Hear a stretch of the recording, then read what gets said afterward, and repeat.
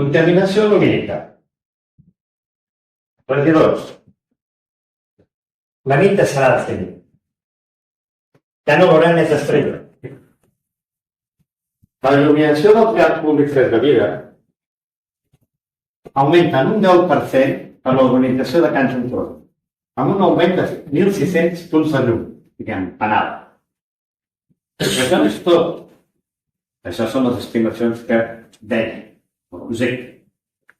Però per tenir una estimació real de la contaminació lumínica s'ha d'incloure també els nous punts de llum no comptabilitzats, per exemple, de la indústria transformadora, o de la nau logística, que té 52 molls de caixa que estaran enfocats cap a un lloc. Ja ho hem vist aquí al camp. Saps que no està prohibit? Els hivernacles, 21 hectàrees d'hivernacle, il·luminats també per la nit.